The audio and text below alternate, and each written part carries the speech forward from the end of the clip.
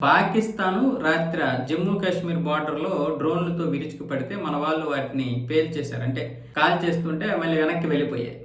ఒకవైపు బలూచిస్తాన్‌తో గట్టిగానే పోరాటం జరుగుతుంది. మరొక వైపు పీఓకే, మరొక వైపు ఆఫ్ఘనిస్తాన్. ఈ మూడిటితో ఇది లాక్కోలేక పీక్కోలేక చూస్తుంటే మధ్యలో భారతదేశం మీదకి ఎందుకు వచ్చింది? మొన్నే కదా క్షమాభిక్ష అడిగితే వదిలేసాం ఆపరేషన్ సింధూర్‌లో. మరి అలాంటప్పుడు భారతదేశంతో కయ్యానికి కాలు ఎందుకు దువ్వుతోంది అంటే డైవర్ట్ చేయడానికి. పీఓకే ఏమొచ్చేసి మొత్తం పాకిస్తాన్ని వ్యతిరేకిస్తున్నారు. మీరు అవసరం లేదు, మా పరిపాలన మేము చేసుకుంటాం, మీరు రాజకీయాల్లో దూరకండి ఒకవైపు. ఇక బలూచిస్తాన్ గురించి మీకు తెలిసిందే, స్వతంత్ర దేశం కోసం ఇదే మంచి అదనన్నట్లుగా దాడులు చేస్తుంది. మరొక వైపు ఆఫ్ఘనిస్తాన్ మీద పాకిస్తానే దాడులు చేసింది. ఇలాంటి పరిస్థితుల్లో భారతదేశం మీదకి డ్రోన్లు ఎందుకు అంటే భారతదేశం మీదకి పాకిస్తాన్ ఎలాంటి దాడి చేసినా అది ఇటువైపు డైవర్ట్ అయిపోతుంది, అటువైపు అనేది మర్చిపోతారు. దానికోసమే ఒక 15-20 డ్రోన్లు పంపించింది. వాస్తవంగా భారత ప్రభుత్వం ఇప్పుడు ఎలా ఉంది, మన సైన్యం ఇంచు కూడా అంటే పాకిస్తాన్ నుండి చీమొచ్చినా సరే లేదా చిటుక్కుమన్నా సరే మన వాళ్ళు అప్రమత్తం అయిపోయారు. ఇంతకుముందు అంటే ఎంతో కొంత వదిలేసే వాళ్ళు లూజ్ ఉండేది, కానీ ఇప్పుడు అలా కాదు. ముఖ్యంగా ఆపరేషన్ సింధూర్ తర్వాత ఇంకొన్ని ఇక్కడ మాత్రమే కాదు, పాకిస్తాన్, ఆఫ్ఘనిస్తాన్, చైనా, బంగ్లాదేశ్, మయన్మార్, నేపాల్, ఇలా ఎక్కడ మన దేశానికి సరిహద్దులు ఉన్నాయో అన్ని దేశాలతో కూడా చాలా అంటే చాలా పటిష్టంగా, చాలా అప్రమత్తంగా ఉంటుంది.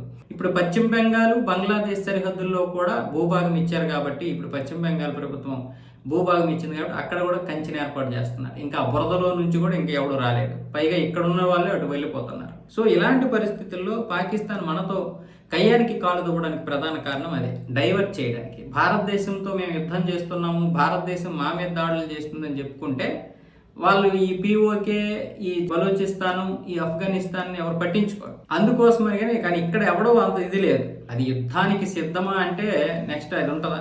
ఇప్పుడు అంతర్గతంగా జరుగుతున్నటువంటి యుద్ధంతో చస్తుంది అది. కేవలం ఈ ప్రాంతాలన్నీ వాళ్ళ ఉనికి కోసం మాత్రమే కాదు, ప్రస్తుతానికి ఇప్పుడు అక్కడ ఉన్నటువంటి ఆర్థిక సంక్షోభం, పెట్రోల్ ధరలు, తినేటటువంటి ఉల్లిగడ్డ ధరలు, టమోటా ధరలు, వాళ్ళు ఎక్కువగా తినేటటువంటి గోధుమ ధరలు కూడా విపరీతంగా పెరిగిపోయి చివరికి ప్రభుత్వం ఇస్తున్నటువంటి ఆ ఫ్రీ గోధుమ కూడా ఇప్పుడు ఇవ్వడం లేదు. ఏవైతే 10 కేజీల ప్యాకెట్లు ఉన్నాయో అది కూడా ఇప్పుడు ప్రభుత్వం ఇవ్వలేకపోతుంది. సో ఇలాంటి పరిస్థితుల్లో పాకిస్తాన్ ఉన్నప్పుడు ప్రజలు డైవర్ట్ చేయాలంటే భారతదేశం మీద దాడి చేయాలి. భారతదేశం మీద దాడి చేస్తే డైవర్ట్ అవుతారని, పెద్ద యుద్ధమే మన దేశం చేస్తుంది అన్న విధంగా వాళ్ళు అనుకోవాలని. మన రాజకీయ నాయకులు అప్పుడప్పుడు పాకిస్తాన్ మీద విరుచుకు పడతారు. ఎందుకంటే పాకిస్తాన్ మీద యుద్ధం చేస్తుంటే మన యొక్క మైండ్ అంతా అక్కడే ఉంటుంది కాబట్టి ఇలాంటి స్ట్రాటజీ ఉపయోగిస్తుంది పాకిస్తాన్. కానీ ఇప్పుడు అక్కడ ప్రజలు దాన్ని ఎవడు పట్టించుకోవడం లేదు. మన ఆపరేషన్ సింధూర్లోనే మీ బలాన్ని చూసాంరా, మీరు ఇప్పుడు భారతదేశంతో యుద్ధానికి సిద్ధంగా లేరు, పక్కన పెడితే యుద్ధం అనే పేరు చెప్తే మీరు గడగడ వణికిపోతారు. ఫస్ట్ మీరు ఆపరేషన్ సింధూర్లో జరిగినటువంటి ఏదైతే ఆ నీరు ఉన్నాయో సింధు జలాలు, ఆ జలాలు నీరు తెచ్చుకోండి. ఇప్పటికే అక్కడ అడ్డుకట్ట వేసేసింది భారత్, మీకు ఇంకా సిగ్గు లజ్జ లేదా అని ఇప్పుడు పీఓకే ప్రజలు, ఆఫ్ఘనిస్తాన్ ప్రజలు, పాకిస్తాన్ ప్రజలు, సింధు ప్రాంత ప్రజలు, పంజాబ్ ప్రాంత ప్రజలు కూడా తిట్టుపోస్తున్నారు. ముఖ్యంగా సింధు ప్రాంత ప్రజలు, మాకు వ్యవసాయానికి కనుక నీరు ఇవ్వకపోతే భారతదేశం అప్పుడు మీ పని చెప్తామని చెప్పి వాళ్ళకి అల్టిమేటం జారీ చేసింది. సో ఇందుకోసమని ఇప్పుడు మన దేశం మీదకి డ్రోన్లు పంపించి డైవర్ట్ చేస్తున్నారు. వాళ్ళు ఇప్పుడు డైవర్ట్ అవ్వరు. ఇప్పుడు